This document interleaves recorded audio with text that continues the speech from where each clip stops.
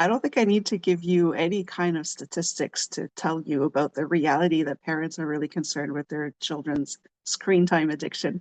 But now we're faced with a new reality where parents are unknowingly modeling the behavior. So this is what we're going to talk about is the parents' role in our children's screen time issues. For those who don't know me, my name is Danielle C. Baker. I am the founder and CVO of Being Connected, but I'm also a registered early childhood education with over 20 years of experience. I work with parents and teachers to navigate the reality of what parenting is today. Don't get it twisted. When you work with me, we put the child's needs first. So we're going to have to put our ego and pride aside, especially today. And let's get to it.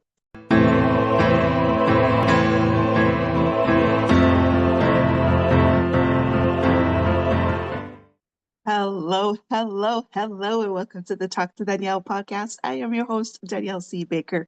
And before we get started, be sure to like, follow, and subscribe to whichever channel you're listening or watching from. And of course, this is season 3, so I do invite you to have a look at the 2 previous seasons. There may be some topics there that may resonate with you, so I do invite you to go have a look. And if you're watching on YouTube, those playlists are separated, so they're easier to find. So we're going to jump right in today. Of course, a huge topic, especially nowadays, is screen time. And how do we get our kids to get off their devices? Uh, Unfortunately, the statistics are showing that the first thing we need to do to get our kids off of screen time is to get ourselves off of screen time. So it is more and more alarming to the fact that parents are at the moment the primary screen influencers, if we can call it that.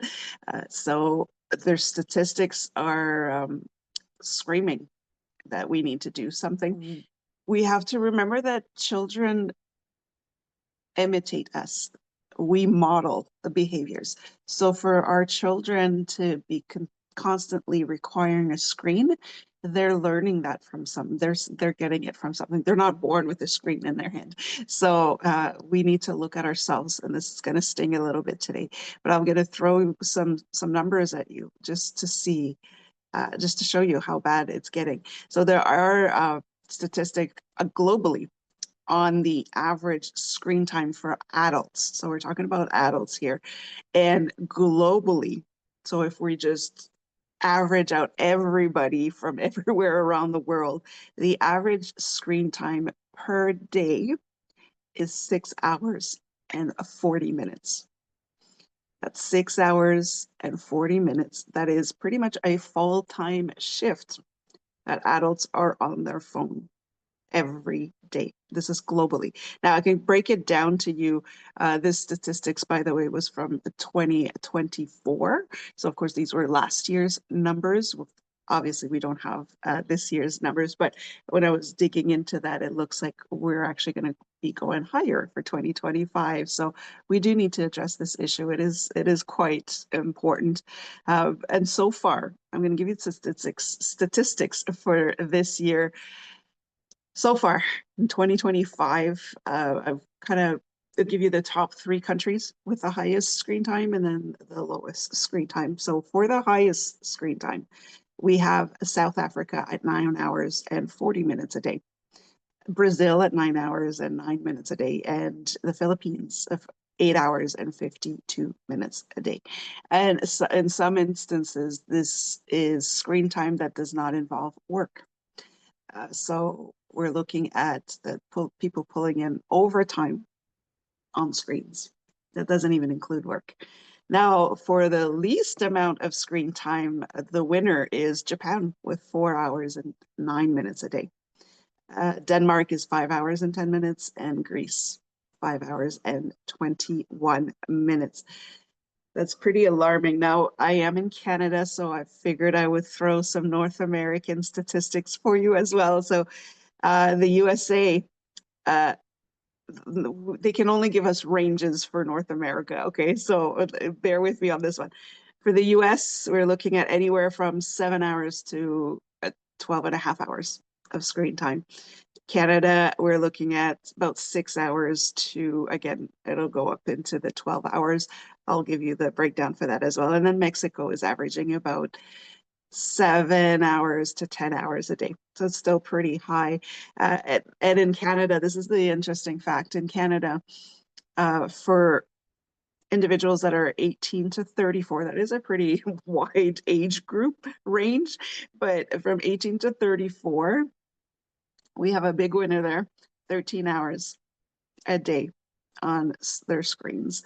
Seniors, this is the quite the impressive numbers. For anyone 65 and over, you're looking at 8.5 hours. Again, I'm giving averages, okay? And the most alarming hours. So our seniors are spending a lot of time on their screens, and I'm going to touch on that a little bit because it does have to do with connection again. So we have our seniors who are now, instead of socializing with human beings, they're socializing with their screens.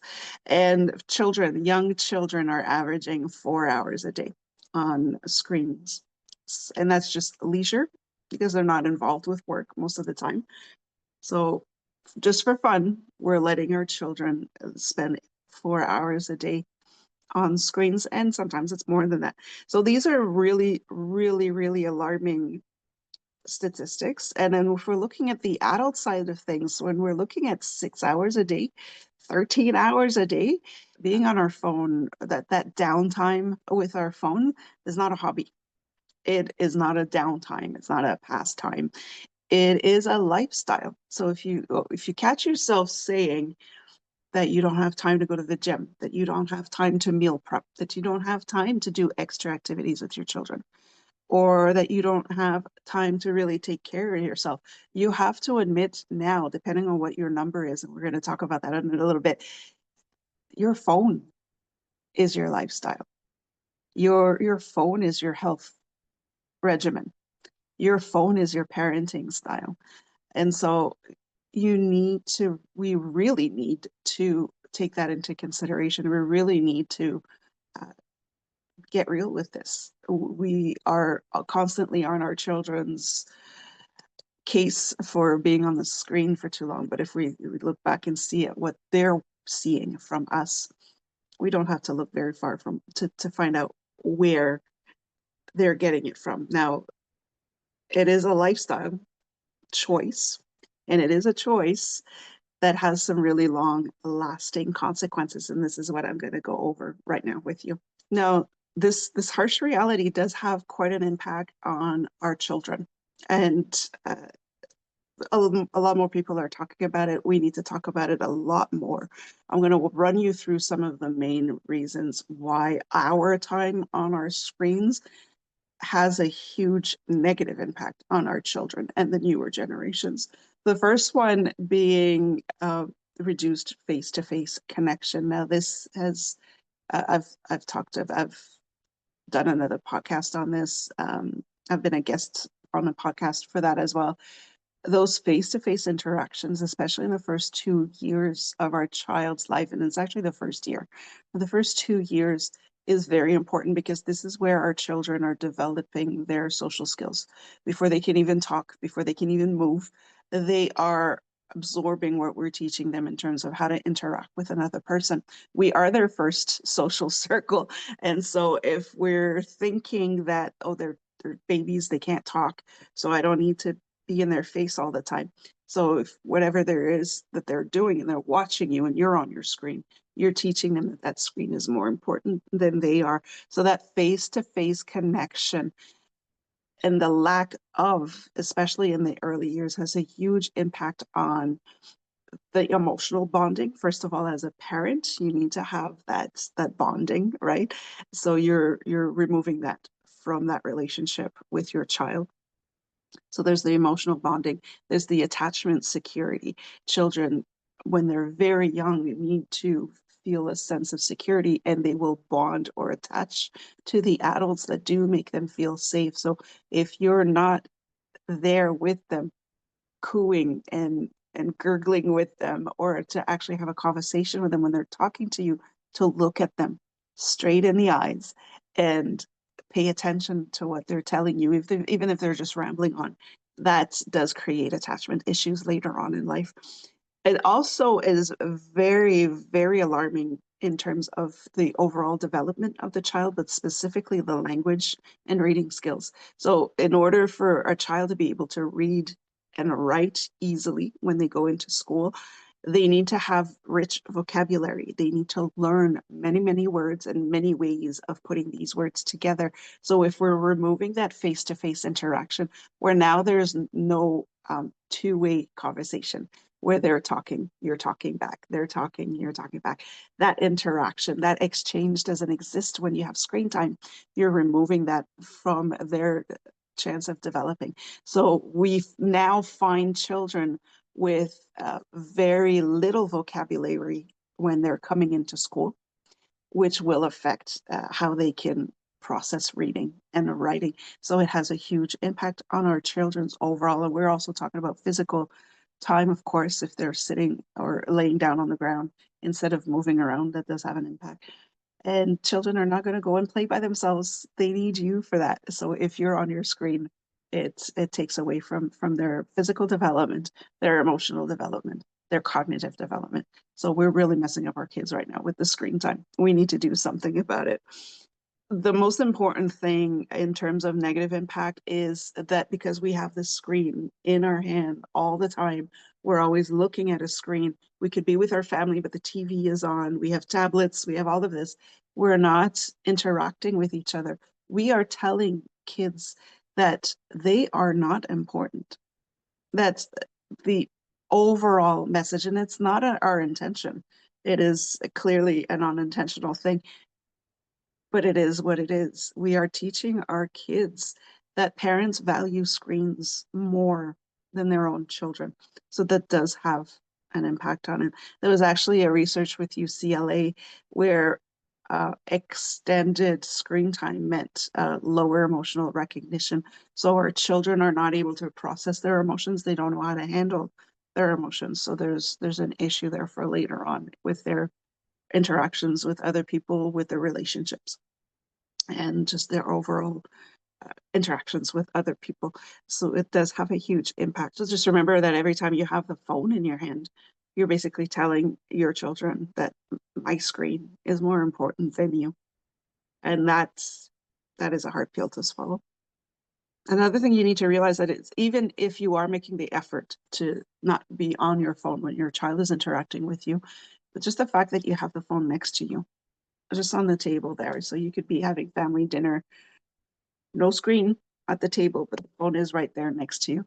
You're teaching your child that you're waiting for something more important to come up. So be mindful. Make sure the phone is nowhere near you. Make sure the tablet is nowhere near you. The interaction with your child is more important than whatever notification you're going to get. So do please remember that even if you're not on the phone or the screen, the fact that it's just sitting there next to you is sending that unconscious message to your child that whatever you're going through right now will be taken away as soon as this starts buzzing. And that is more important than they are. We're looking at the fact that parents or adults in general, because this works for grandparents as well. Don't forget our seniors are spending 7 hours a day on their phone. All right, so if grandma and grandpa are watching the kids, they're also neglecting the child. It is called, there is a term for that now called digital neglect. So it's not a form of abuse. It's not actually abusive, but it is emotionally unintentional disconnection. This is the actual term for it. So it's emotionally unintentional disconnection. We are creating this disconnect between human interaction. And so it's not abuse, but it is neglect in terms of parenting. You need to keep that in mind as well. The fact that before we can even solve our children's screen time problem, we need to confront ours. And I'm going to lead you into that right now. What can you do now to reduce your screen time so that your child feels seen, heard, and safe with you? So this is the way that you can reduce your screen time as an adult. There's a few things that you can do so that you are aware of what you're showing your child.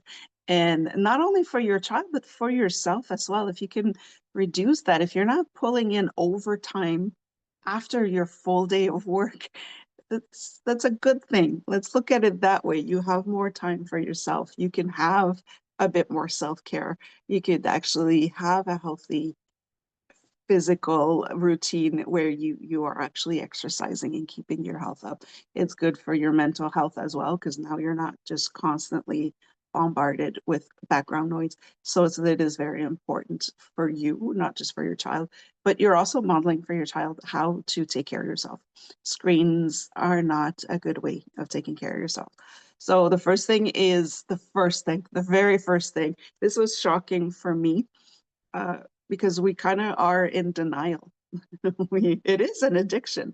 We're in denial of our problem, and we'll find all sorts of excuses. My primary excuse is that I need my phone to run my business, right? So the first thing you need to do is be aware of how much you're actually using your screens and what are you using them for. So it really, before you can take any form of action, is be aware of what your stats are. So most smartphones now have a built-in app for that. They can tell you your phone usage. And so you could find out exactly what your daily screen time is and where you're spending it, where you're spending those hours. So know your number. That's really what it comes down to. Know your number. What's your number? Earlier this year, I was going through quite a bit with my book and my business. So, of course, I was on the phone a little bit more. There was a lot of interaction going on. I would hit 10 hours, 11 hours a day. And when I found that number, it shook me, because I never thought I'd be that person that would reach that number. Now, I did try to justify, well, I do have emails, I do have, but I'm very active on social media. I am recording on my phone for videos for YouTube and all of that. So I could justify it all, but between those, I was often just flipping over to doom scroll. I was disconnecting from my work by having more screen time. So that was a harsh reality for me to say that was my number, and I needed to absolutely reduce that. One way that I did that is, from now, as much as I can, unless I'm traveling, is anything that's work related now, business related, is on my laptop, not on my phone, so that I don't have any of the social media apps on my laptop. It's just business. And if I'm recording, or if I'm editing videos, or creating my posts for the month, it's on my laptop. So now I know that this is work related, and I try as much as possible to restrict my phone time for just leisure stuff. It does help. I mean, it's not perfect, because sometimes I am on the road and I need to work things out, but it does lead to the next thing that you could do after you know your number, is to set intention based screen time versus passive scrolling. So set intention screen time. What am I using my screen for, as opposed to just passive scrolling, right? Just wasting your time. So once I knew my number, and once I figured everything that's work related is going to be on my laptop, whenever I would reach for my phone now would be, oh, is this work related? Because if it is, I need to switch over to my laptop. And so it kind of clicked in my brain there that, okay, work is on the laptop. That's my official work related income making screen time. Whereas everything else on my phone is what's taking away from everything else. So that does help, but be intentional with your screen time. Why am I using my phone right now? Why am I logging on to Netflix right now?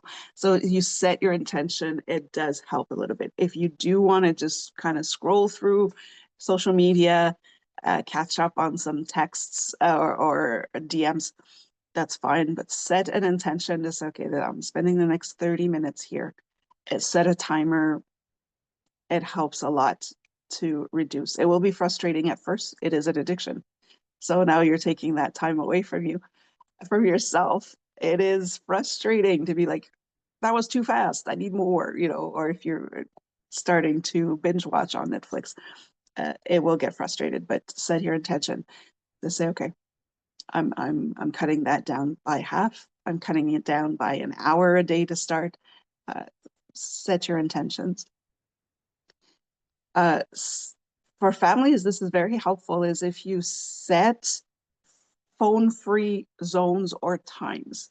So in the common area, like a family room or a living room, there are no phones allowed.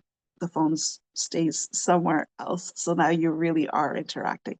Those phone-free times could be, of course, mealtime. Set it an hour when you wake up. You go an hour without your phone or your tablet or your whatever, and then an hour before bedtime. This helps a lot, especially with children, to kind of calm down, to calm the head. There's a lot of stimulation that comes from looking at a screen, and those are known facts for yourself as well. The screen light does affect your sleep patterns. So for your health and for your child's health, you want to be able to cut that out. If you can't do an hour, start with half an hour. If you can't do half an hour, start with 10 minutes, but increase that number as you go. You're not looking for perfection here. You're looking for improvement. So set those times, stick to it. You are modeling the example. You are the screen time influencer. So make sure that you are not, if you set those phone-free zones or times, make sure that you are sticking to it and you are consistent, and don't be looking for excuses for why you have to break the rules, and accept the fact that your kids will call you out on it. That means you're teaching them something. The other thing that you could do as well is get your kids involved in the decision making of that. To say, okay, we want to spend more time together. We want to play together. So what do you think? Should it be before, after? You know, how much time do you think it should be? How do we do this? Get them involved. They will take it more seriously as well. Another thing that you can do is this is actually very important for two reasons. It's, first of all, it moves you from actually setting the example for your child without being the police. Right? You're not constantly nagging them about the screen time, but it's just something that will get more success with your results. And it's not to just full out remove screen time, but you want to replace screen time with connection time. So don't just leave a void. We're taking the tablets away and now you're just kind of staring at the wall. That's not going to work. You're going to get behavioral issues. You're going to get meltdowns. Don't forget that your child was born into this lifestyle, right? They've always heard the TV in the background. They've always heard reels playing in the background as you're scrolling. So this is their life. You've created that life for them. So just removing it out of the blue will destabilize them quite a bit. So don't just remove it, but replace it with something else. So that connection time is much more important. Replace it. If you used to watch an hour of TV shows with them, replace that time with other activities. It could just be a 10-minute conversation with your child, something that they probably have never had before. Maybe just have that 1 or 2 sentence communication as a kind of routine, but to actually have a convo, you will find that it's quite difficult to keep a conversation going with your child. And you must realize that you've never taught your child how to have a conversation. So you can't expect them to be able to do it right away. So it will feel awkward, but you're the one who has to lead, right? So replace that time with a conversation. You could read together. Again, we are giving our children the opportunity to develop more words, more vocabulary, which means that it'll be easier for them to learn how to read and write later on. So we are increasing the number of words that they know. We're increasing how they can put those words together in different forms to create different meanings to them. It's very important. Playtime, active play, get moving. If you don't have time to work out, hanging around with your child for 20 minutes is quite the workout. So be active. They need it. You need it. So it is very, very healthy for you to do that as well. Share hobbies together. It could just be a puzzle. It could be painting. It could be, there's so much stuff. You know your child, every child is different. You do science experiments, you could build stuff. Uh, Building a blanket fort, honestly, is a classic. You could use that fort to read a book together later on. It's things that you can't do with your phone. So just think about those kind of activities that you could do with your child instead of being on the screen. And you will find that eventually you just won't need that phone anymore. These are all examples that sound really great, right? Everything works in theory, but don't forget we are addicted to our screens. Our children are addicted to our screens, so it could be difficult. So if you find that you do need extra help, it's not sticking, you're having a hard time, your child is having a hard time, there's some extra things that you can do. And one of them is called, it's what I would say is creating friction. So it is too easy to reach for a phone. Sometimes you do it without even realizing it. So we are starting the day without our phone, and next thing you know, it's in our hand. And we're like, what? How did that get there? Right? So the kids do the same. They're just walking around with a tablet. They're not even using it. The tablet's off, but they're just holding it like a security blanket. It can be difficult, and we're not actually aware of that we're doing it. So creating friction is something where you're making it even harder for you to have a look at your screen. So it would be turning off all of your notifications. Those emails are not that important when it comes to your child. Okay? You're not getting paid extra if you're at home not answering emails. Set times when you will answer your emails. So say, okay, I'm going to do it once in the morning and once after lunch, or, maybe the last hour before the end of the day so you can catch up on those last minute little details. So people are not waiting for you until tomorrow, but set those times to maybe checking your emails twice a day as opposed to every time one comes through, because it also takes you away from the work that you're supposed to be doing. So set some times where you're only uh, going to look at those emails and catch up to them. Block that into your schedule on a daily basis. I've worked with one of my mentor. I'm blown away by this, and I just really want to um, get to that eventually. But uh, he would start off with answering emails once a week. So he got himself to once a week, and now I think it's even once every other week. So he just really got that down where he's not he doesn't run his business on emails, uh, and the emails don't run him. So I thought that was pretty impressive.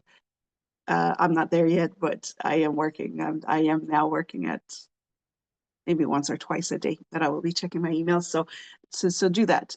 Turn off all notifications. You don't need to know, especially if you're in a group chat, you don't need to get those 9 pings in the span of 30 seconds. It takes away from your attention. If you're having a great conversation with your child and you're just hearing that bing, bing, bing, it's cutting that quality time with your child. And again, you're teaching your child that is more important. And now they're just bothering you. So turn all those notifications. You really don't need it. I only have mine for my family members because I know they only contact me if there's an emergency. So if I hear that bing and I have a specific ringtone for that, I know that something's up. Uh, Aging parents that are not very healthy, I keep that notification so that I know that if my brother or my sister contact me, then there's something there. Delete all of the apps that you are addicted to, right? Or keep them off of your home screen, and so that you actually have to do extra steps to get to it. We're getting lazy. We're not going to do it. But if there's those social media apps, just take them off your device. You don't need them. There's other ways to get to them. But if they're really if you're on Facebook for 6 hours a day, delete it, right? Uh, Delete it. Unless Facebook is paying you for it, you shouldn't be on there for that long. That's the way you should be looking at it right now. So 6 hours you could have been spending with your child to build that really strong connection with them. So delete the apps that are you're most drawn to, and allow yourself to go on those specific times. It helps a lot. Grayscale your phone. That's going to help as well. So there's specific times where you're not even getting anything anymore. Um, that helps a lot. So this is what you could do if you really find that you're struggling with being consistent and disciplining yourself and moving away from your addiction. It is an addiction, so you need to go through the steps. One of the most important things that you need to do in order to get yourself off the phone or off any of your devices, is to anchor an identity shift, right?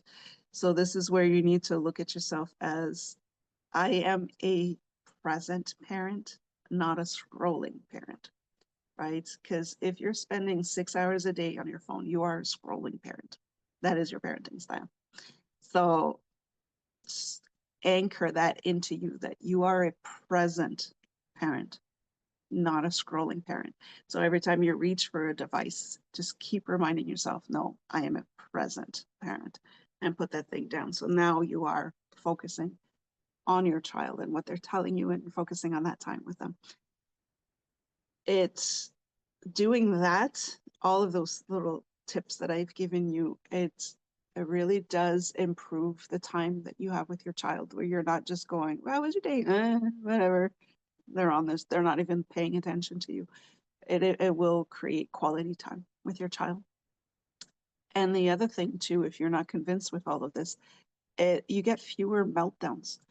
Your child is having meltdowns or tantrums because they're not getting attention from you, or their needs are not being met, or they don't know how to self-regulate. You can only work through those when you are present with them and model it for them. So by reducing your screen time, you are spending that time to help your child regulate their emotions. A lot of those emotions won't exist anymore because now they realize that they are important to you, right? And they're not learning that the only way that they can get your attention, or to get you to move away from your screen, is by throwing things around the room. So this will help quite a lot.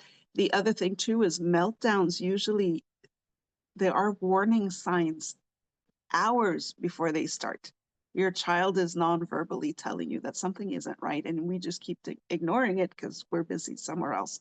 So you're going to be able to catch those little cues that your child is telling you that they're about to throw a fit, and you can stop it before it starts. So that will help you as well. So now now that we've gone through the harsh reality of what is your number, right? So find out your number, find out where you actually want to get to, which number you want to get to, and how to intentionally use your screens, and then how to put yourself in check, and how to help you reduce your screen time. Now we can move on to how we can reduce our children's screen time. We can't start with our kids because we're modeling the behavior.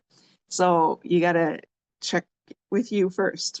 You got to put you in check, and then we can put your kids in check. So this is what you can do to guide your kids to reduce screen time.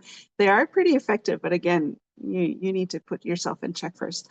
So you need to you need to lead. You need to be a leader, not the police, right? So as a leader, again, through your examples, you're showing them, you're modeling the behavior. You're telling them, oh, you know what? I've been on this phone for too long. Let's put that in the room, and I'm all in right now. So that's what a leader does. Instead of playing the police, where it's like, put your tablet down. If you don't do this, I'm going to take the tablet away. If you don't do this, I'm going to take your phone away. If you, right, no more screen time for the next 3 weeks. All of that, that's the police, and it doesn't work. It doesn't work. You know that because after the half an hour, your kids are driving you crazy and you just hand it back to them. So be a leader. This is what a parent is a leader. You need to lead your child into healthy habits. So show it by example, not by being a tyrant in the process. Kids really learn from what they see and not what they are told. You know that very well already. So just lead by example. Another thing that you can do is uh, move away from restricting your child from screen time, like I mentioned earlier, and go with replacing. So don't just create an empty space where screen time used to be, replace it with something else. So again, physical play, get outside, play, have fun, do little push-ups, whatever. You know, blanket forts, they're my favorite. They're so much fun for you and for the kids. You know, creative activities, get their creativity, imagination going. You can create stories, create drawings, build with blocks, build cities, build, you know, whatever your child wants to do. will help you a lot. It's create that one-on-one time with them. You were using that time for your screens anyway. So you're not adding time to your day, you're replacing it. You're replacing your screen time to actual quality time with your child. So that's going to help a lot. So don't just restrict, but replace. Fill in that void, because otherwise you're just creating more friction for you. Again, like I mentioned earlier, involve your kids in the screen time decision. So when you're saying, okay, we're going to create phone-free zones in this house, where do you think it should be? So have them decide which rooms should be phone-free, and that will help them and not only teach them how to create healthy habits for themselves, but also to feel like they're part of it and they're going to stick to it a little bit better. It helps a lot.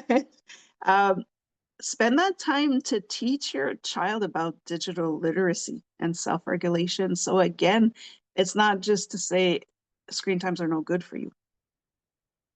Okay, the kids don't go for that.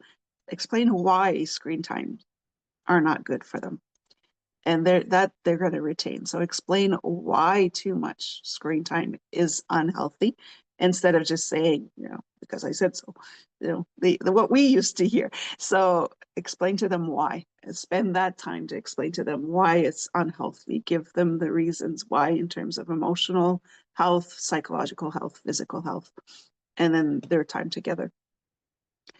Another very important thing, and I mentioned earlier, is celebrate the progress, not the perfection. Okay, you can't be perfect. We're never going to be perfect. There are days where we're just a little lower than usual, and just that disconnect and spending time watching an episode or whatever uh, can help us a little bit to just calm down. It shouldn't, but let's be real. It does happen sometimes. So progress is better. If you're at 7 hours a day of screen time, you're not going to get it down to 1 hour a day by tomorrow.